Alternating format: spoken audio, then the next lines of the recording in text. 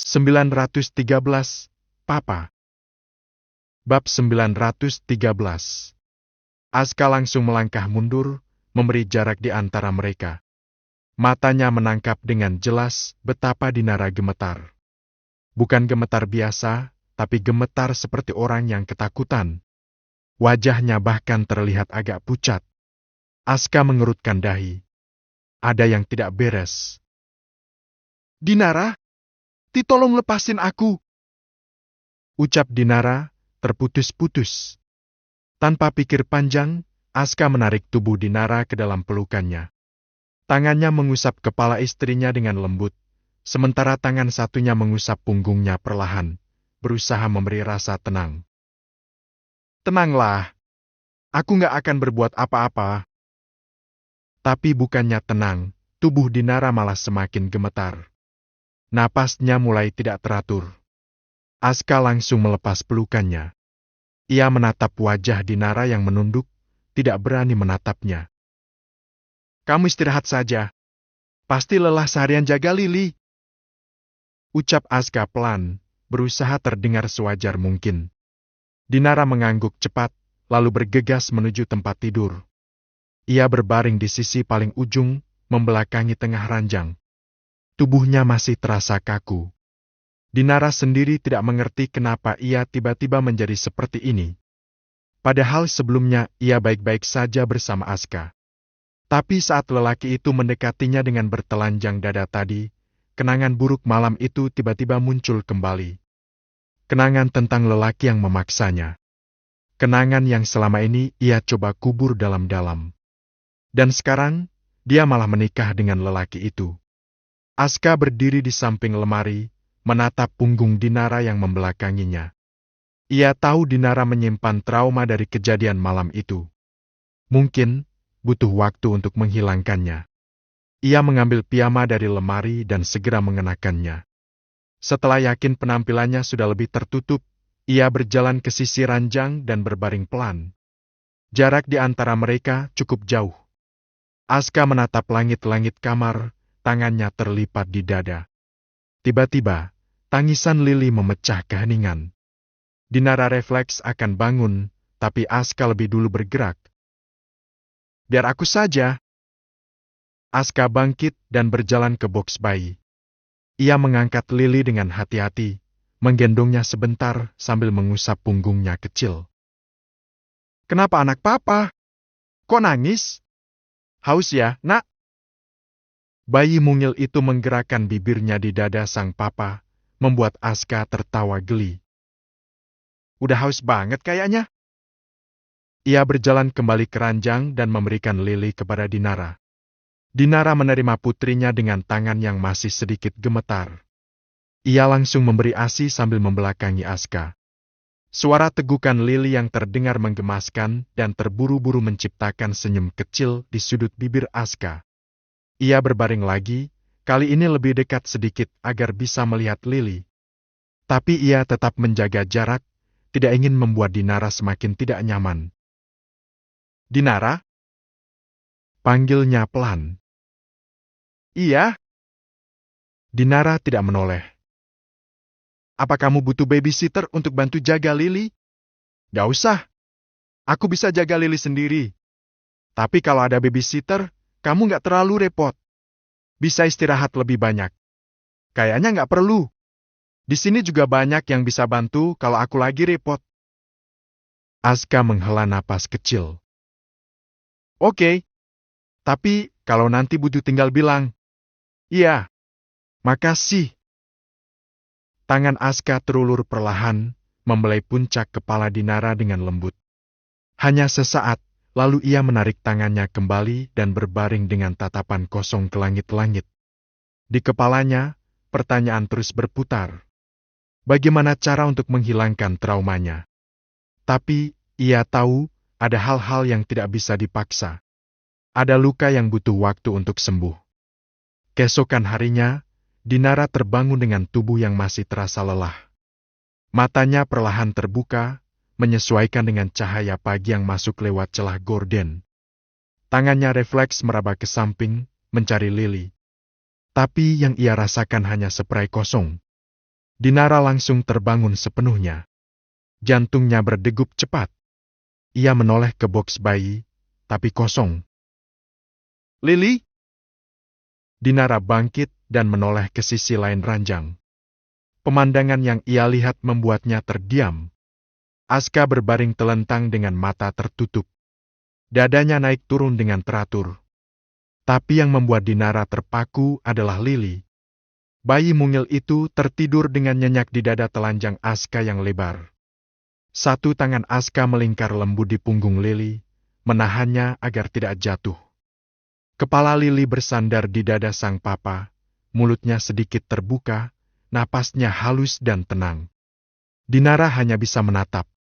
Ada sesuatu yang hangat menyeruak di dadanya. Pemandangan itu begitu damai, begitu natural. Lily terlihat sangat nyaman. Tubuhnya yang kecil naik turun mengikuti irama napas Aska. Seperti dua makhluk yang sudah sangat terbiasa satu sama lain. Dinara perlahan turun dari ranjang, berjalan pelan agar tidak membangunkan keduanya. Ia berdiri di tepi ranjang, menatap lebih dekat. Wajah Aska terlihat lebih lembut saat tidur. Tanpa tatapan tajam, tanpa ketegangan di rahang. Hanya seorang papa yang sedang tidur dengan putrinya. Dinara mengulurkan tangan, ingin mengambil Lily. Tapi ia ragu, takut membangunkan Aska. Takut membangunkan Lily yang terlihat begitu lelap. Akhirnya ia menarik tangannya kembali. Biarkan saja. Gumamnya pelan pada diri sendiri. Ia berbalik, berniat ke kamar mandi. Tapi sebelum melangkah, ia menoleh sekali lagi. Aska masih tertidur. Lily masih meringkuk nyaman di dadanya. Dinara tersenyum tipis. Di tempat lain, Alfian tidak ke kantor hari ini. Ia masih harus mencari Bisma. Dari pagi sampai siang ia habiskan di jalan. Pencarian dilanjutkan dengan menyisiri sungai yang diduga tempat Bisma hanyut. Tim SAR sudah turun sejak subuh. Mereka menyisir area sungai dengan perahu karet, memeriksa setiap sudut, setiap celah di antara bebatuan dan semak-semak yang tumbuh di pinggir aliran air.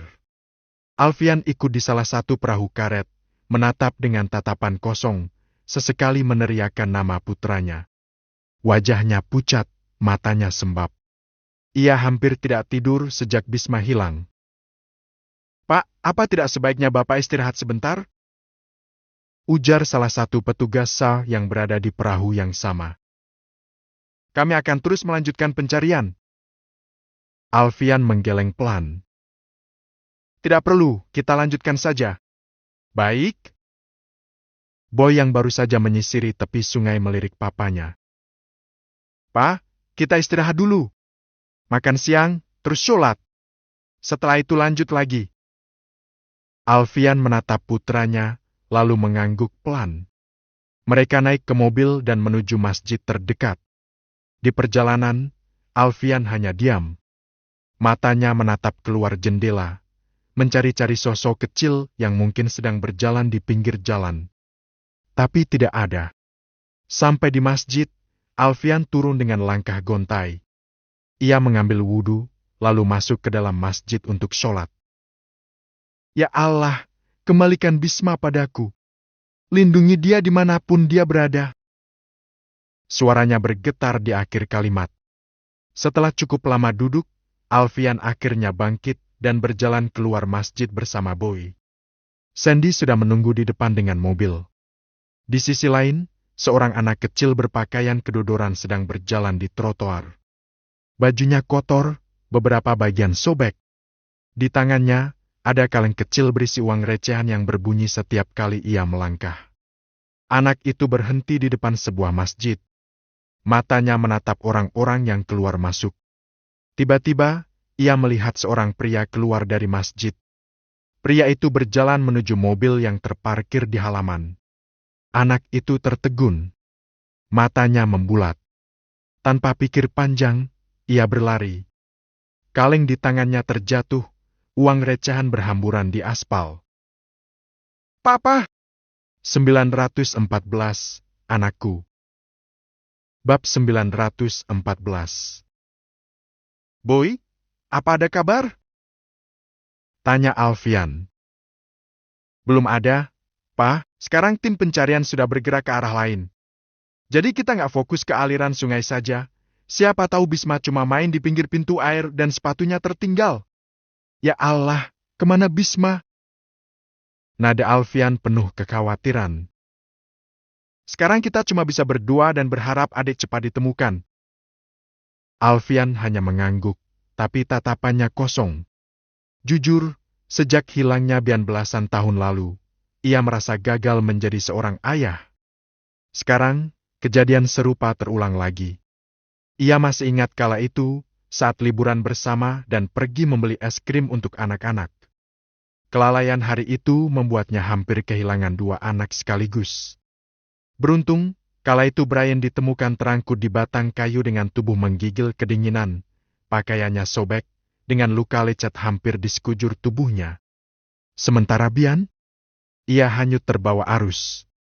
Semua upaya pencarian yang dilakukan sia-sia, memaksanya untuk menerima bahwa putrinya sudah tenggelam terbawa arus. Kita jalan sekarang, Pak? Pertanyaan Sandy menyadarkan Alfian dari lamunan. Ia menghela napas panjang demi mengurai sesak yang sedari tadi memenuhi dadanya. Iya, San. Tanpa menoleh ke sekitar, Alfian segera naik ke mobil. Diikuti Boy yang duduk di samping kursi pengemudi. Mobil perlahan bergerak maju, meninggalkan halaman masjid yang mulai sepi. Alfian duduk bersandar di kursi belakang, kepalanya menyandar ke sandaran dengan mata setengah terpejam. Wajahnya tampak sangat lelah, lingkaran hitam di bawah matanya semakin pekat. Sejak Bisma menghilang, belum 1 menit pun ia bisa tidur. Setiap kali akan terpejam, bayangan Bisma memanggil akan muncul di ingatan, memberinya kekuatan untuk mencari lagi. Sudah hubungi Mama, Boy? Sudah, Pa, Oma bilang Mama sudah makan. Tapi, tetap maksa mau ikut cari. Sandy yang di kursi kemudi mengendarai dengan sangat hati-hati, menghindari setiap lubang di jalan. Matanya sesekali melirik lewat kaca spion tengah, memperhatikan kondisi bosnya. Setelah beberapa menit berkendara dalam keheningan, Sandy akhirnya membuka suara. Kita langsung ke lokasi, Pak?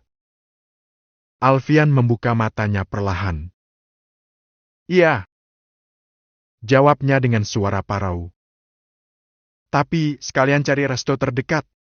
Pesan makanan yang banyak untuk tim. Baik, Pak. Mobil terus melaju. Alfian kembali melirik keluar jendela. Matanya menyapu setiap sudut jalan yang mereka lewati. Trotoar yang dipenuhi pedagang kaki lima dan gang-gang sempit di antara bangunan.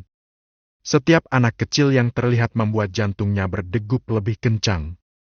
Tapi setiap kali ia fokus, wajah itu bukan Bisma. Entah kenapa, ada perasaan aneh yang menggelayu di dadanya sejak tadi. Sesuatu yang sulit dijelaskan dengan kata-kata.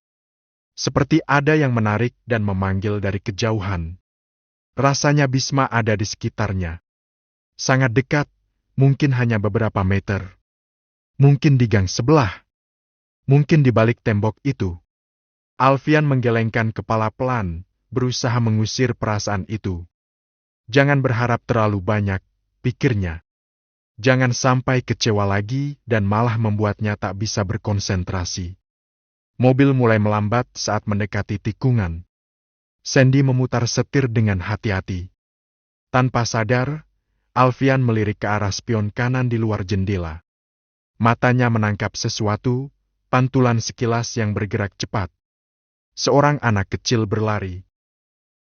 San, berhenti! Suaranya keluar lebih keras dari yang ia maksud. Sandy tersentak, kakinya langsung menginjak rem. Mobil berhenti dengan sedikit sentakan. Ada apa, Pak? Tanya Sandy sambil melirik ke belakang dengan wajah panik. Alfian tidak menjawab. Ia langsung memutar tubuh, kepalanya menoleh ke belakang lewat kaca belakang mobil. Matanya menyapu jalanan yang baru mereka lewati. Kosong. Tak ada siapa-siapa di sana. Hanya beberapa motor yang melintas, seorang ibu yang mendorong gerobak, dan pedagang yang sedang membereskan dagangannya. tidak ada anak kecil. "Pak, kenapa?" tanya Boy dengan nada yang hati-hati. Ada kekhawatiran yang jelas terdengar di suaranya. Alfian masih menatap ke belakang. Tangannya mencengkram sandaran kursi di depannya. "Sepertinya ada suara Bisma memanggil." "Boy, apa kamu nggak dengar?" Boy dan Sandy saling melirik, seolah saling melempar pertanyaan yang sama. "Nggak ada, Pak. Tapi suaranya jelas. Seperti suara Bisma. Apa mungkin dia ada di sekitar sini?" Boy menghela napas. Ia sempat melirik ke arah tikungan yang mereka lewati. Namun, sejak mobil meninggalkan halaman masjid, ia tak melihat apapun.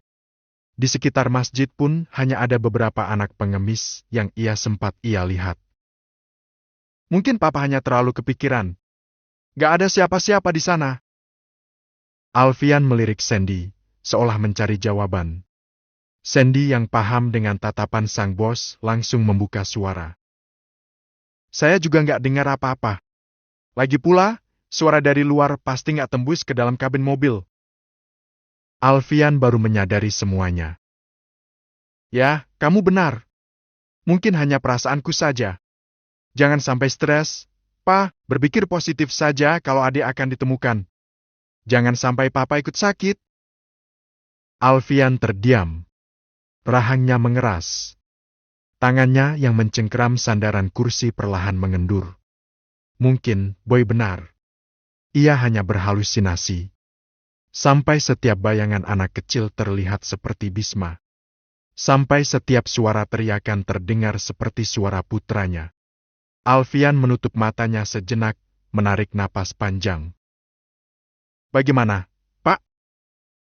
tanya Sandy pelan, suaranya hampir berbisik. "Jalan lagi." Alfian mengangguk tanpa membuka matanya. Sandy meraih tuas persneling dengan hati-hati. Kakinya sudah siap menginjak gas. Tapi baru saja tangannya menyentuh tuas itu, bahkan sebelum mobil sempat bergerak 1 sentimeter pun, Alfian tiba-tiba membuka pintu dan turun. "Pa!" panggil Boy. Ia langsung membuka pintu di sisinya, bersiap menyusul. Tapi Alfian sudah melangkah cepat. Kakinya bergerak hampir berlari, kembali ke arah persimpangan jalan yang baru mereka lewati beberapa detik lalu. Ada sesuatu yang menariknya dengan paksa. Seperti ada tali tak kasat mata yang melilit dadanya, menariknya kembali. Bahkan, rasanya sangat berat untuk meninggalkan tempat itu tanpa memastikan lebih dulu. Ia berhenti di tepi trotoar, tepat di persimpangan jalan. Napasnya memburu, matanya menyapu jalanan kiri dan kanan. Dari kejauhan, seorang anak laki-laki kecil sedang berlari. Langkahnya tertatih, seperti kaki yang sudah terlalu lelah untuk berlari tapi dipaksa terus bergerak. Bajunya kedodoran dan lusuh, topi besar bulat yang hampir menutupi wajahnya. Mulutnya terbuka, mengeluarkan suara yang terputus-putus karena napas yang tersengal. "Papa, Papa!" Suara itu terdengar lemah dari kejauhan. Tapi Alfian bisa mendengarnya dengan sangat jelas. Matanya membulat, seluruh tubuhnya membeku. Napasnya berhenti sejenak. Jantungnya seperti diremas. Meskipun dari kejauhan, tetapi ia bisa mengenali pemilik tubuh kecil itu, mengenali setiap langkah dan gerak tubuhnya. Langkah kecil yang selalu menyambutnya saat pulang ke rumah. Hal yang membuat air matanya menggenang seketika. "Anakku!"